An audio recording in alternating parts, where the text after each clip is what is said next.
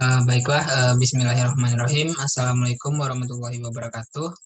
Perkenalkan, nama saya Zura Frilian dengan NIM 19 11 51 1019. Di sini saya akan menjelaskan tentang laporan akhir praktikum dari praktikum organisasi dan arsitektur komputer 1, yaitu pada modul 3, yaitu materinya tentang subroutine dan register transfer language pada Mari.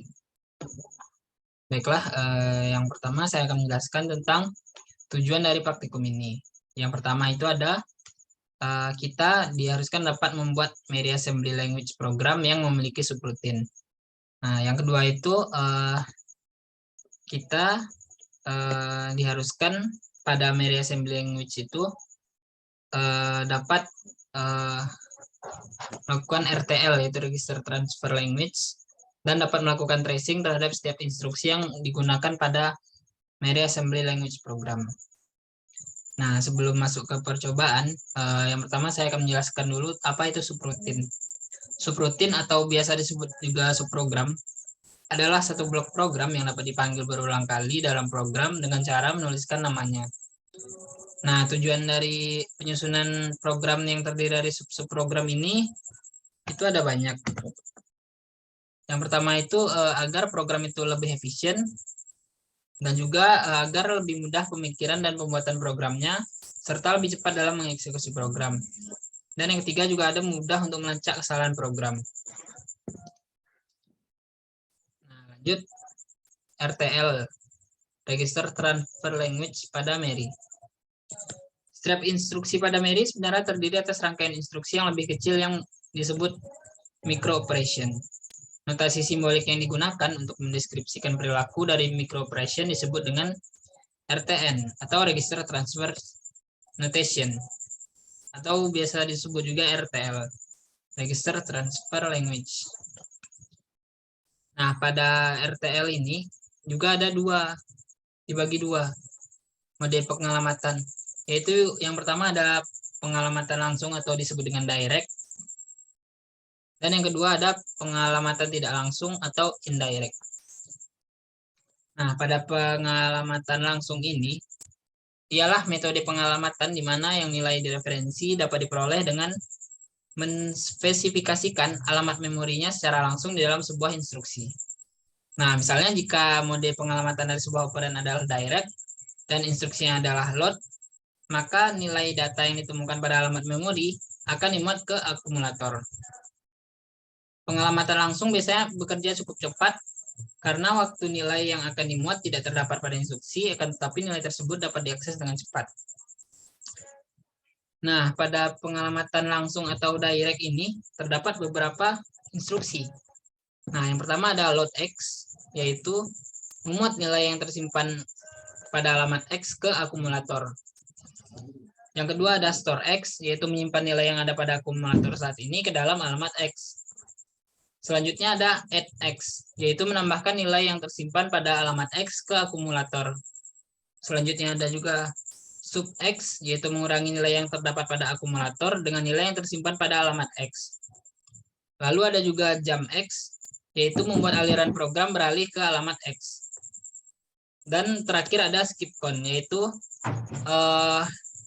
akan mengskip kondisi berdasarkan dari akumulator. Selanjutnya ada pengalamatan tidak langsung atau pengalamatan indirect. Merupakan teknik pengalamatan yang sangat bermanfaat karena menyediakan tingkat fleksibilitas yang tinggi. Pada mode ini, bit-bit yang terdapat pada bagian alamat menspesifikasikan alamat yang akan digunakan sebagai pointer. Alamat efektif dari operan tersebut dengan mengunjungi alamat memori ini. Nah, jika pada pengalamatan direct tadi ada load X, store X, add X, dan lain-lain, pada pengalamatan indirect ini juga ada load EX, yaitu memuat nilai yang tersimpan pada terdapat pada alamat X ke dalam akumulator. Ada JNS atau jump and store, yaitu menyimpan nilai program counter pada alamat X dan kemudian melompat ke X ditambah 1.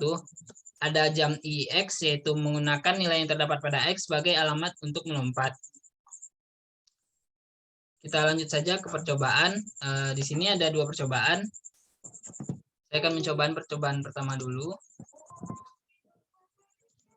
Di sini kita sambil dulu kodenya.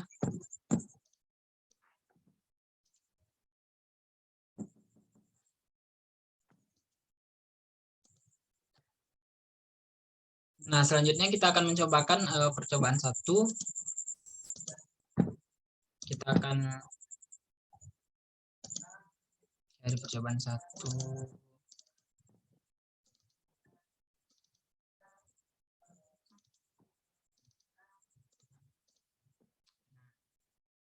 Di sini kita lihat di percobaan 1 ada if jika load X.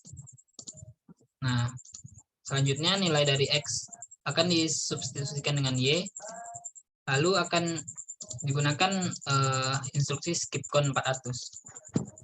Kita akan coba lihat di sini. Nah, pertama kita masukkan dulu nilai X-nya. Nilai X-nya ialah 12 desimal. 12 desimal itu pada heksadesimal itu C. Lalu dia disubstitusikan dengan Y, di mana Y itu adalah 20, di mana 20 itu ialah 16 ditambah 4, 20 heksadesimalnya. Lalu skip count 400, lalu jump else. Nah, jump else itu artinya ialah melompat ke kondisi else. Nah,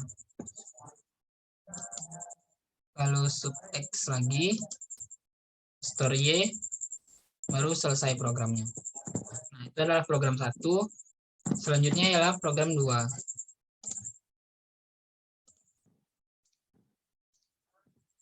Nah, pada program 2 ini tidak jauh berbeda dengan program 1. Yang program 1 tadi ialah pengalamatan langsung, tetapi pada program 2 ini ialah pengalamatan tidak langsung. Bisa dilihat dari instruksinya juga ada JNS, ada jam indirect juga. Nah, yang pertama itu juga load X. Nah, di sini kita lihat X-nya adalah 20. 20 itu pada heksadesimalnya ialah 14. Lanjut ke store ke temp, lanjut JNS ke sub R, lalu clear.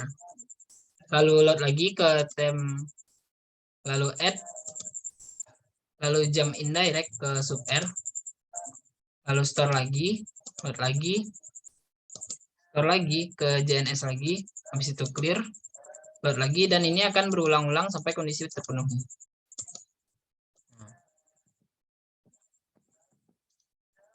Nah, lanjut di sini kita disuruh untuk analisa dan buatlah trace sesuai dengan langkah yang ada.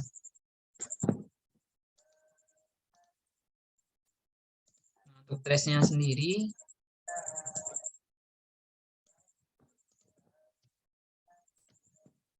kita cobakan di sini ya. Nah, pada awalnya ialah kondisi dengan load 10C.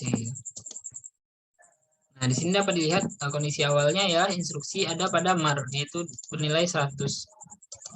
Lanjut, instruksinya beradab dari mar tadi berpindah ke MBR. Nah, yaitu ada 110C. Lalu lanjut, setelah dari MBR, lanjut ke IR. Nah, begitu selanjutnya. Setelah itu, program counter ditambah dengan 1. Yang tadinya 100 tambah 1. Nah, lalu dari IR tadi ke MAR. Begitu selanjutnya. Selanjutnya ada sub. Yang pertama begitu lagi, yaitu dari MAR ke program counter. Sudah itu, maksud saya dari program counter ke MAR, sudah itu dari MAR ke MBR. Lalu dari MBR ke IR, lalu program counter ditambah dengan 1 lagi, lalu dari IR ke MAR, lalu dari MAR ke MBR lagi. Nah, baru sudah itu nilai, masukkan nilai ke akumulator, yaitu di mana nilai dari akumulator itu ialah akumulator dikurang dari MBR. Nah, lanjut. Nah, sampai semua kondisinya terpenuhi, yaitu skip count, jam, load, sub, store, dan terakhir halt. Nah, mungkin kita lanjut saja ke percobaan kedua.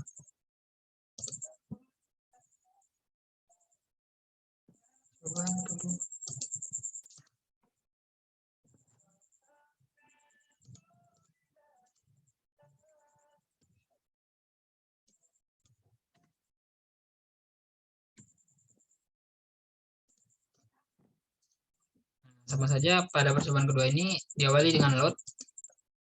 Nah, dari program counter akan memasukkan nilai pertama kali ke mar. Lalu dari mar ke MBR. Nah, seperti itu, sama saja seperti yang percobaan satu tadi. Dari MBR ke IR, instruction register, baru ke program counter lagi ditambah dengan 1, lalu instruction register yang mengirimkan data lagi ke mar, lalu mar ke MBR lagi, lalu MBR ke akumulator, dan begitu seterusnya sampai store, load, clear, habis itu load, add, jump indirect, lompat lagi ke JNS, nah store lagi, load lagi, store lagi, load lagi, clear, load, add, jump indirect, nah, lompat lagi ke JNS tadi, store lagi, dan berhenti. Nah, mungkin sekian penjelasan dari saya tentang modul 3 praktikum Warkom ini, yaitu tentang subroutine dan register transfer language pada Mary, dan juga trace-nya. Demikian dari saya. Apabila ada kesalahan, mohon dimaafkan. Wabillahi taufiq wal hidayah. Assalamualaikum warahmatullahi wabarakatuh.